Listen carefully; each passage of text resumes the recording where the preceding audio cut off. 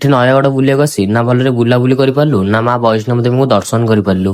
ଜୟ ଜଗନ୍ନାଥ ସାଙ୍ଗମାନେ, ଆମେ ଏଠି ବହୁତ ଦିନ ପ୍ଲାନ୍ କରିଥିଲୁ ନୟାଗଡ଼ ଯିବା ପାଇଁ, ଯେହେତୁ ଆମେ ଯାଇପାରୁନଥିଲୁ। ଆଜି ଆମେ 3 ଜଣ ଏଠି ମିଶିକି ବାହାରି ଯାଇଛୁ ନୟାଗଡ଼। ଏଠି ଯିବା ବାଟରେ ଆମେ ଗୋଟେ ଦୋକାନକୁ ଆସି ଟିକେ ଥଣ୍ଡା ପିଇ ଦେଇଥିଲୁ, ଦେନ ଆମେ ବାହାରିଥିଲୁ ଡାଇରେକ୍ଟ ନୟାଗଡ଼। ତ ଯିବା ବାଟରେ ଆମେ ସୁନାଖଳାରେ ଟିକେ ରହିଲୁ, କାରଣ ଆମେ ସକାଳୁ ଯେହେତୁ ଜଳଖିଆ କରିନଥିଲୁ ଆସିକି ଏଠି ଟିକେ ଜଳଖିଆ କରିଦେଲୁ। ତ ଏଠି ଆମେ ସୁନାଖଳାରୁ ଘଣ୍ଟେ ଅଧଘଣ୍ଟା ଯାତ୍ରା ପରେ ଆମେ ଆସିକି ପହଞ୍ଚି ଯାଇଥିଲୁ ସମସ୍ତେ ନୟାଗଡ଼ରେ। ହଁ, ଯେହେତୁ ଆମେ ଏଠି ନୟାଗଡ଼ ଆସିଛୁ, ଟିକେ ଛେନାପୋଡ଼ ନ ଖାଇଲେ କଣ ହବ, ସେଥିପାଇଁ ଆମେ ପଳେଇ ଆସିଥିଲୁ ମିଠା ଦୋକାନରୁ ଛେନାପୋଡ଼ ଖାଇବା ପାଇଁ। ତ ଏମାନେ ତାଙ୍କର ମିଠା ଖାଇ ଥଣ୍ଡା ପିଇଲେ, ଆଉ ମୁଁ ଟିକେ ଛେନାପୋଡ଼ ଖାଇଦେଲି। ତ ଏଠି ଆମେ ଖାଇବା ପିଇବା ସାରିକି ଆମେ ନନଷ୍ଟପ ବାହାରିଗଲୁ ମା ବୈଷ୍ଣବ ଦେବୀଙ୍କ ପୀଠକୁ।